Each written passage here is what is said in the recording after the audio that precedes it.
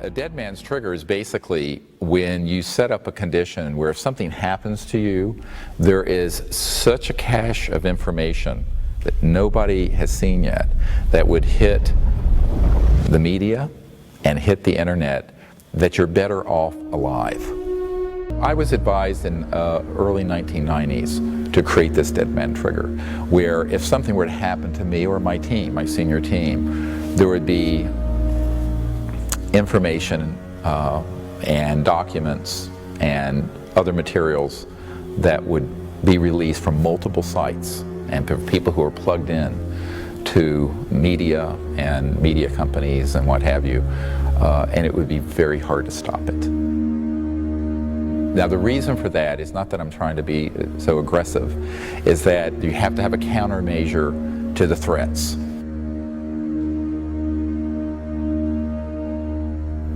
Whatever it is that people have seen that we put out so far, there's so much more. There's much more than the scope of a 2-hour film can contain, or 100 hours would contain.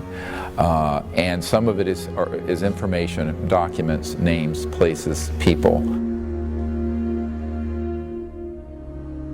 But it became very clear to me that, you know, you kind of had a tiger by the tail here, and that this was serious. And it was serious enough that we put this dead man trigger in place right away. Remember the first time that you ever, during a meditation and prayer for the healing of Earth, which you do quite often, invited the ETs to join us in that, and that was in Mount Shasta in 1999. And as soon as you got to that part of the meditation, one of the members of our group heard the words in his head, "Look up," and there was this enormous ET craft moving over us. Yes, and in fact, that event, which we filmed, well, I didn't, but this gentleman did, is such an astonishing event, because it was precisely at the point where we joined in with this whole interstellar community to put energy on the Earth for its healing and for its evolution to this time of universal peace and these new energy technologies coming out and the whole transformation of world civilization and this beautiful 500,000-year cycle of universal peace that we're about to enter. And at that instant, literally, there was this massive, and it looked like a triangle with 2 points of light. It was like 3 stars making a perfect equilateral triangle. And it moved in. It was so huge, some people couldn't see it because it was so big. And in between those 3 points of light, it wasn't solid. It was kind of opaque, so it distorted the stars through it. And this object was so large and so far out in space that it was seen from Vancouver all the way down to L.A. and was reported, actually, as such. It came 3 times out of the 5 nights we were there that week. And every time it came at that same point in your meditation? It came at the same point. We've since learned that this was an enormous craft that was on the order of hundreds to thousands of miles across. And it was very deep space, and it lit itself up in that configuration as a confirmation of what we were doing. But at the same time, we have seen it at other times. 6 months later, we were up in upstate New York, and had the exact same craft come twice on the same night. And so it was sort of their way of saying, yes, this is exactly the kind of energy and philosophy and concepts that we want to interact with. We welcome all species, any race, any color, anyone from any star system. If they can get here and they're allowed off their planet, it means that they're peaceful. Because, how do I know this? We've tried to go off our planet, and the guardians of the universe have said, "Niet, no, not going there yet. Go home." This is what Neil Armstrong meant when he said, when we landed on the moon, the crater was crowded with extraterrestrial vehicles, and they did not want us coming out there yet. Why? Because we were going out there as part of the Cold War. We were in a space race with the Russians. We were doing this within a paradigm of division and militarism and war. The entry ticket to going out into space is universal peace. Not just peace on Earth. That's too old. That should have been 100 years ago. Peace in the cosmos. Peace universal. And that's the time we're in, because that is the requirement of the current hour. It isn't enough to strive for world peace. It has to be universal peace. Because God help us if we unite the world around an Independence Day type scenario where all the people of the world are united in peace, because we're fighting an interstellar civilization that's being masqueraded by the secret government with ARVs and what have you. Don't be fooled again. We have found, and we've had this confirmed by military and top secret people who've worked in studying the extraterrestrial spacecraft that have been retrieved over the years, they have found that, in fact, their technologies interface directly from thought to the machine. So it's not even about touching some dials. It's about they think, and there's an actuation of that command in the spacecraft for guidance or for traveling through space. Very, very advanced technologies, and we're going to get into that and why it's so important that we understand this. I remember one time in England, we were actually on Marconi Hill, which is in Wiltshire, where Marconi sent the first telegram, in fact, and it was part of the Royal Trust lands, but we were up there and had permission to use it. And we were doing this protocol for contact, and we had done a deep meditation, and the whole group had gone into this state of unbounded mind, and then we had remote viewed deep space, and we had turned it around and vectored, as we call it, or guided these ET craft into the area. And about that time, we were then looking around at the sky, and it had cleared up, which is nice for England. And suddenly, there was a very bright object that came over. It looked like it could have been a very bright satellite. My intuitive remote viewing of it was that it wasn't. But there were some left-brain engineer-type guys there, and they said, oh, it's a satellite. And I said, well, let's ask it to do something a satellite absolutely can't do, because perhaps it isn't. So we sent that thought to it, and at that instant, I mean not 5 minutes later, but instantly, it stopped and made a right-hand turn and went shooting off into space. And everyone's mouths dropped open, and I said, see, this is what can happen. And it's exactly the sort of thing we've had happen literally hundreds of times over the last decade or two. And it illustrates how precisely thought can interface with these advanced extraterrestrial beings and their spacecraft, because their technologies all the time are scanning through that energy field that some have called astral or thought or conscious, as easily as you and I pick up a cell phone or a regular telephone and call each other. There are three major steps to this.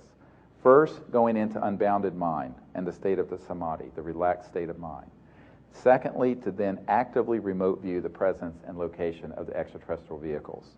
And then third, to turn that into a vector, where you then connect with their electronics and their individuality and their craft and show them your location. So if you, let's say you see them out near Saturn, and there's a very huge craft out near Saturn now. Had a Defense Intelligence Agency general tell me about it a couple months ago. He turned ashen white when he saw the images of it. One of the ones that we're tracking out in our solar system is 26 miles across. One ET vehicle, 26. It's the size of the LA basin. Anyway, so believe me, if they were hostile, it would have been all over the time believe me. Before the monkeys started developing thousands of nuclear weapons, it would have been point, set, match, over. Forget about the invasion stuff. Okay, the invasion will come from Lockheed Martin masquerading as ETs. This is the cosmic 9/11, the cosmic Gulf of Tonkin that all of you have been programmed. You can be in the middle of a remote national park like we were in November. I think it's a good time to sort of mention this. And we had an experience, we've had many experiences at this particular site up in Joshua Tree National Park. There's an area where we saw, well, why don't you tell them, Linda, what happened in 1996, the first time you were there with our group? That was incredible. We were at one location in the national park, and it was about 1:30 in the morning, and we were getting ready to leave. And you had said earlier that the ETs would do something spectacular and fast, and they haven't done it yet, really. So we were driving out, and you were in the vehicle ahead of me. I was following you, and suddenly, the most astonishing thing, straight down from the zenith of the sky came this craft that was the size of my fist at arm's length, and it was That's like big. it was one of the biggest things I've ever seen, and it was almost fluorescent, kind of teal and sparkling white, and in the shape of a Hershey's Kiss, even with like the white paper at the top was, kind of like white light, and it just came down straight, and as it approached the ground, it illuminated, as far as we could see, the whole ground, and this was, I don't remember, about half a mile away from us, I think. And it illuminated the ground in white, and I expected to hear a loud crashing sound or something. It just, when it shifted phases, went into the ground, and you spotted the exact spot, and we drove to it very quickly, and about 15 of us saw that. Yes, and what's interesting is that area has been where we've had our contact site since then for the last 10 or 11, 12 years, and we'll be going back there actually in November. And we have had the most astonishing things happen at that place, and we know that, in fact, that this is where there's a very strong extraterrestrial presence. I think there's probably some facility underneath the earth in that area of the national park because it's protected. When I started this project in 1990, there were weapon systems in space that were STI cover weapons. The SDI program, the Star Wars programs, was a cover for these weapons targeting ET vehicles. Now, 20 years later, they have gone up exponentially in their efficacy. They actually were in orbit by 1965. There's a man on our team who actually worked with Hughes Aerospace and some of the other big industries back in the mid-'60s here in the LA area, who helped put these weapons in space and design them. And these are using not missiles like you think of a bullet shooting at something. They're using what I described earlier, and these are these electromagnetic weapons that can actually completely destroy something faster than the speed of light, because the scalar longitudinal weapons go faster than the speed of light. A couple of years ago, we were at this contact site we have in Joshua Tree National Park, and where we'll be going again in November. And what's interesting is that we had been in this circle in our meditation, and I was doing a guided meditation. And we were at this point where we're doing sort of a healing meditation and prayer for the earth and for universal peace. At that moment, a craft emerged from the area where we had seen this one land in '96 into the desert. And in fact, it was so bright it lit up the whole desert then. But it was in the air about 15 to 20 feet above us. And it appeared and was completely materialized. It came over the west side of the group, just above one of the Joshua trees at that side of the circle. And it had the strangest sound to it. It was like wow, wow, wow, wow, wow, wow, wow, wow, wow, like that. And it was so close that if I'd stood on my chair and jumped up, I probably could have touched the underside of it. And then it got to the other side of our circle, so we're talking 30, 40, 50 feet, and dematerialized, literally vanished in thin air. Well, it didn't vanish. It was still there. What it did is that its resonance frequency shifted back across the crossing point of light, beyond the speed of light. And so they can phase in and out. It's sort of like, I tell people, like those old radios, like you can dial the station, and you can sometimes hear one station and then another, and you can get between them, and there can be both. Well, often we will see that they will be kind of between the two, where they'll not be solid materialized, but they won't be completely invisible. There'll be this sort of scintillating, almost astral energy field that you'll see that's in the shape of a craft or a being that'll be literally in the field with us. And people, have to blink and say, what am I seeing here? 2/3 of the group Majestic, the Magi group, that are keeping this secret in the military-industrial complex support disclosure. But the other third will eat their own. And that's why it's still not officially acknowledged. But we're making progress, believe me. We've gone from 1/3 to 2/3 of the secret organizing entities in support of disclosure. Now, you say, well, isn't that the majority? I say, yeah, but this isn't a democracy in this group. All right? The 1/3 who are the hardliners are also the 1/3 that like to kill people. They're the ones who are the eschatologists who want to see the world go through a collective death experience. They're the ones who worship destruction. They're the ones who want to see us go to World War III. They're the ones who, when someone in their own group steps out of line, like former CIA Director Bill Colby, who is going to provide for my group an operational free energy device and $50 million in seed money to get it out to the world. This was in the mid-90s. They found him floating down the Potomac River the week he was going to meet with a member of my board. That's welcome to my life. Let's set the stage here, which is kind of where I wanted to introduce this. We were out in the center, the dead center of Joshua Tree National Park, 20, 30 miles from any civilization, any source of microwave towers or anything like that. And these detectors that we have that give this electronic tone, they don't go off just for, if you walk by them or something. They require that they be hit with like a police radar scope or some high source of microwave tower or what have you. And normally at this site it's completely silent. The detectors don't do anything until we start having contact. And then, of course, when we have contact, not always but frequently, there's this amazing amount of energy that is in the area that's, and I want to explain how this is happening. The extraterrestrial vehicles and their communication systems are usually phasing faster than the speed of light, which of course would not make a radar detector go off.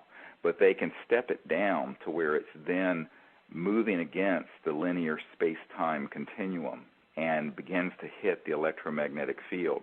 And as it hits the electromagnetic field around us, it can very specifically make those detectors go off, so much so that one will go off and one 3 feet away will not. Or one that's 3 feet away will go off in a different spectrum of the electromagnetic, whether it's X-band or K-band or laser band, than the other one. Now, this is impossible. If this was coming from a man-made source like a police cruiser or a Ranger or something like that, it would be the same spectrum at the same time, particularly when they're that close together. And so it's very, very, very anomalous electromagnetic evidence of what's going on frequently with objects in the sky that the group is seeing or a craft that's moving across space that we're filming with our night scope or what have you. And that's what happened this week, and it happened for 5 hours with these detectors, a total of about 5 hours of continuous. And the transmissions, the electromagnetic beeping you hear, are actually just evidences of packets of information that's being communicated into consciousness. And while these things were beeping, while all these detectors were beeping, I was in a state of consciousness where I was super awake, if you can use that concept, or in a state of cosmic consciousness, where the packets were coming in, and then I was able to translate what the meaning of the packets of information were in sequence, so that they would beep and I would translate, and then it would go on. This went on for hours, and we actually have a very good recording of that. We're calling these the Orion transmissions. And it was, of course, 40-some people observed this, and it was a life-altering experience, I think, for everyone who was there.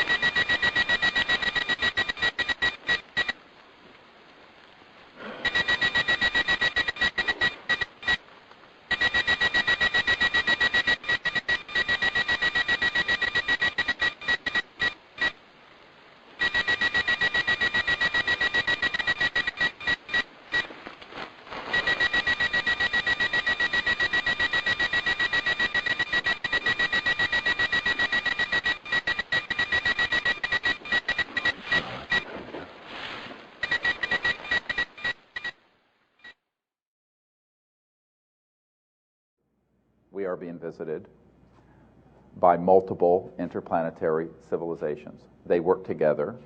Some of them are 10 to the 6th to 10 to the 7th years more developed than we are, meaning in the hundreds of thousands to millions of years more developed. Others maybe a few thousand years down the path from where we are.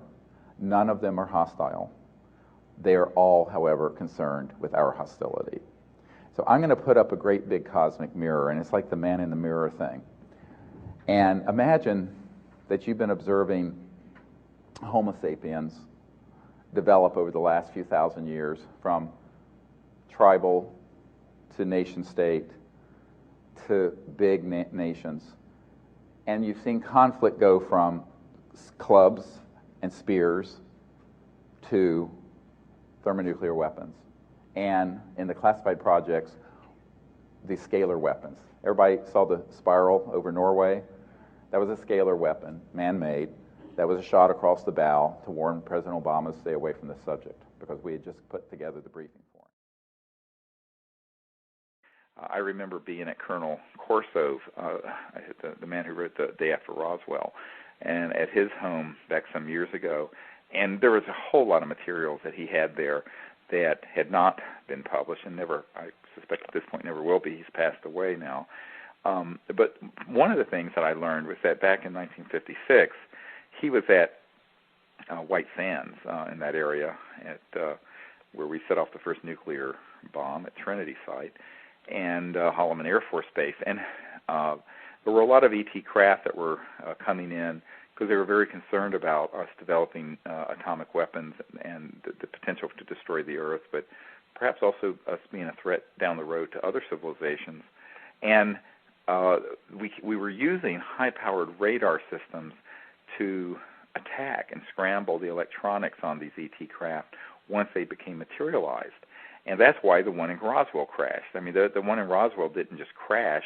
It was actually targeted with these electromagnetic type of weapon systems that have been developed and have been known in classified programs since at least the 20s and 30s. Well, Corso saw one of these come in on radar and then saw it come down out in the White Sands, out on the range far away. So he hopped in his Jeep, went out there, and he saw this craft that was disc-shaped, and it was completely shining, metallic, present. And then it would suddenly vanish, and all he would see would look like a heat wave, a sort of a swirling, like you see a mirage when it's really hot on a road, but you could see straight through it. And then it would totally rematerialize and then do that, and did it back and forth, as if it was teaching him about the nature of their technologies. Finally, it stayed materialized, and an ET being appeared outside of it with one of these little communication devices, and that communicated directly through thought to Colonel Corso, and basically asked the colonel to switch off these high-powered radar systems that had been designed to interfere with the electronics of these ET craft. And Colonel Corso, being a brash young military guy, said, "Well, what's in it for me?" And the ET said, "A new world, if you can take it." You need to know the truth of who's playing with your mind and why this information has been stopped. They are desperate for people to have a new enemy. Because, look, there are 70 al-Qaeda in all of Afghanistan. This by the acknowledgement of the CIA, 7-0. This we have 140,000 troops chasing at a cost of over $100 billion a year. Come on. You know, they have to keep this machine alive, and the next big thing to play is the alien card. And we're about a minute, a nanosecond from that. Don't be fooled again. And this is why I am the most hated person in the UFO field. It's because I am absolutely, have the data, I have the documents, I have the witnesses, that in fact there are abduction squads being run by secret government human entities using programmed life forms and ARVs, alien reproduction vehicles, and very advanced electronics. This is not a conspiracy theory. It is exactly what's happening, and this is why you have all been diseducated. Not miseducated, deliberately diseducated, for the purpose of preparing you. And the New Age and UFO subculture is the vanguard of those purveying this information to others, ironically. So you have all become the carrier vehicles, not all of you, many of you have become the carrier vehicles for launching interplanetary war. What great news. Now, because I'm here in Los Angeles and it's the 50th anniversary of a beautiful lady, a passing named Marilyn Monroe. Everybody know who Marilyn Monroe was? I want to have a document here. Now, this is the kind of thing I get fairly routinely, and this is a top secret document. It has not been declassified. It's been authenticated by a man who used to be General Odom's right-hand man, the head of the National Security Agency, who now is a lecturer at the University of Maryland, and who wishes to remain confidential. So I got this document from someone whose family was at the beginnings of the National Security Agency, NSA. And in it, it's a wiretap. And the agency, the CIA, was tapping Marilyn Monroe's phone. And in the process, she was on the phone because she was frustrated at having kind of been dropped by the Kennedy brothers. And she was going to tell the public in a big press conference, the whole world would have listened to this one, about what Kennedy had told her. And if you look at this, about the objects from New Mexico, from outer space, and this spacecraft with the dead bodies, this is going on and on. This is about Roswell. It is a smoking gun. It has Project Moondust, Project 46, and look at the signature, James Jesus Angleton III. He was the chief mole hunter who stopped leaks at the CIA at this period. And this was Marilyn Monroe's death warrant. And what happened was that she was going to do this press conference. And so they made it look like a suicide, and they killed her. I also have someone who won't come forward, who way back then was in the intelligence unit of the LA Police Department, operated because what's going on. You have to ask the question then, what exactly is so key about this that they would do that kind of extreme measure to someone who was fairly innocent? She was an innocent bystander who learned something, and she was going to talk about it. This is the $600 trillion question. There's a multi-trillion-dollar interest group, the military-industrial complex, that's very attached to having the next war be interplanetary. We had, of course, Douglas MacArthur on his last speech to the world from the well of the Congress. This is a matter in the congressional record said in the 1960s, World War III will be interplanetary. A very bizarre thing. People say, what in the world is this man talking about? And it was by then that the plans had been put in place that Wernher von Braun, who, of course, as you all know, invented the rocket for Adolf Hitler, became the core of our space program in the United States after the OSS put Operation Paperclip in place to bring the brilliant Nazi scientists into the United States, and Wernher von Braun was one of them.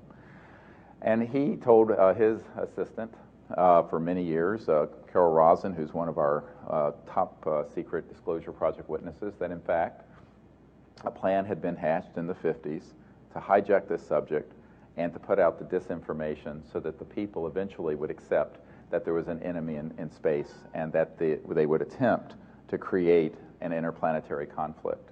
So as we drive around LA and we see all these billboards about Invasion LA, and we hear all the speakers at this conference and others talk about the good aliens and the bad aliens and the whole Manichaean worldview, we realize that the indoctrination of the mind of the human species is almost complete. But be careful. Let's not unite the world against what Wernher von Braun warned about, the false alien threat. This is the biggest problem with disclosure. This is the hugest problem. For years, I've thought of retiring from doing any of this because so much of my work has been hijacked by charlatans who have then turned it into Alien Invasion or Invasion LA. And people come to my things, they find information, and they turn it into a horror flick. They take the stuff we've done and they turn it into another book, and they'll tell you that the evil reptilians and the Greys are here to eat us for lunch, and the Venusians and the ones that look like they came from Scandinavia are our friends, and we're going to have this big. This is all part of a Manichaean, absurd paradigm propounded and actually forced out onto the public through either unwitting dupes of the intelligence community or the intelligence community itself. And the purpose of it is to cause people to have a new enemy. And even if you say, well, there are 1,000 ET species out there that are good, but there are a couple that are bad and we need to resist them and fight them, they've got you. They've got you in the Manichaean, they've got the new enemy. And that's what they want you to believe. This is why so much work went into PLFs, program life forms. And if you look at the videotapes of some of the things like what Stan Romanek, I've been at his home, that one that's in his kitchen that's going like this, that's actually one of the PLFs. And the intelligence community had called him up and said, Stan, this is one of the fake ones. Now, he may have had real contact. I don't know. But I know what that one was. That was a robotic, artificial ET, what I call an alien. See, ETs are extraterrestrial interstellar civilization. Aliens, if you use the word alien, you're talking about the man-made stuff. Because alien is a xenophobic negative word, so I never use it. To me, it's like it's a racist term, alien. I never use it.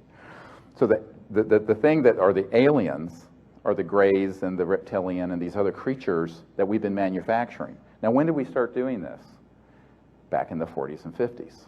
So the facility at Dulce, at the Four Corners area, is a genetics lab. There's a genetics facility at Sandia. There's a facility in Australia. There's a group of physicists I know who work there, and there are these things that look like Greys and others coming off a conveyor belt. And they have integrated circuits in their neural complex, and they're put on board these ARVs that look like UFOs, and they use electromagnetic weapon systems and chemicals, and they abduct people. That's what happened to Paris de Cuellar. So and then they have implants. Now the implants, if you look at the implants that are being made, EG&G and a group of other high-tech electronic firms, E-Systems, have been making these in Siemens for decades. If you look at the tape we just released, posthumously, from a guy named Pollock, disclosureproject.org, top secret guy. He had worked with a man who developed, back in the 70s, some of the implants that they began to mass produce.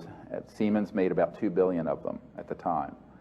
And these are implants that are RF frequency, radio frequency, and they both connect to satellites, but they can receive signals.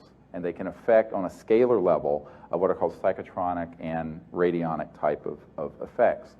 These are the ones that are being put in people. And the folks who are extracting them, I've looked at the data on it, and I'm going, yeah, but I know who's manufacturing this. Now, what they're going to do is say, see, the aliens have done this.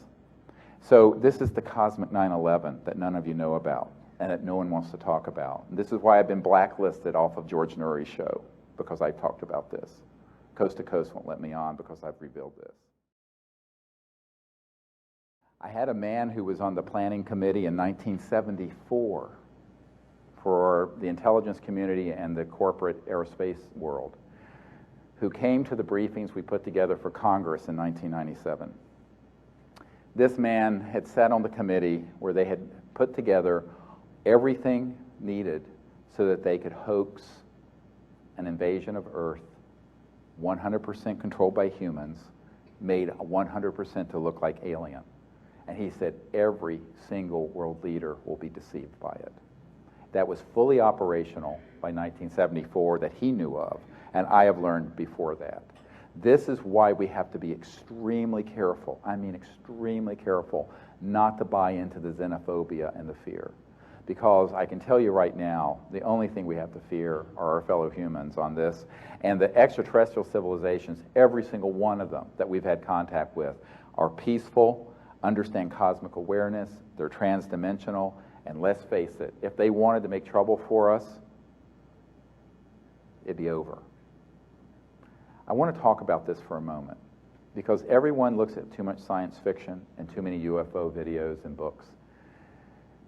If you have the ability to travel faster than the speed of light through interstellar space, do you really think that they would have waited till now, if they were hostile, to take the Earth? And by the way, what is on this planet that they need? If you're able to go faster than the speed of light and materialize an entire spacecraft Vedically from infra-ultrasound, they're not here, Zachariah Sitchin, I'm sorry to tell you, to have monkeys pull gold out of the ground. They don't need my sperm and your eggs. I got news for you. Don't flatter yourself, honey. Your junk ain't that good. And my daughter has a PhD in genetics and neuroscience. We'd laugh. You can take a epithelial cell, and all your genes are in there. And with the technology they have, they could clone you and you and you and you if they wanted to. They don't need to drag you on board a spacecraft and extract your eggs and sperm. This is being done as part of the parallel government's paradigm of fear. None of it makes any sense if you know the least scintilla about science. So the actual extraterrestrials that are here are universally peaceful. There is a hierarchy. They're here under coordinated system with what I call the guardians of Earth, which are the God consciousness civilizations that are the progenitors of life on Earth. There are ones who are concerned about what we're doing to the Earth, because the Earth is precious and sacred, and they're concerned what we might do if we escape the biosphere and end up out in their solar system, creating the havoc that we've created on Earth. But the fact that they're concerned about our hostility does not make them hostile. Don't conflate the two. You understand? All right, well, hold a name. I'll tell you what, you're calling about Dr. Greer, right? Yes, I am. All right. I've interviewed Dr. Greer over the years, right? Yes, sir. And I've always warned Dr. Greer that what he's doing, in other words, if everything Dr. Greer is doing is real, he's in jeopardy. He's potentially in jeopardy. If he's going to pry a secret from the government that they don't want pried open, then he's in jeopardy, isn't he? That is so true. All right, I want you to listen to something. All righty. All right, I want you to listen very carefully to what I'm about to play, and then I want to get your reaction to it. This appeared on Dr. Greer's telephone. Mail for CSETI number That's Dr. Greer's wife, I believe. 301-249-3915. Recorded message dated July 19th, 2004. The time is 12:35 a.m. 7th. Saved message.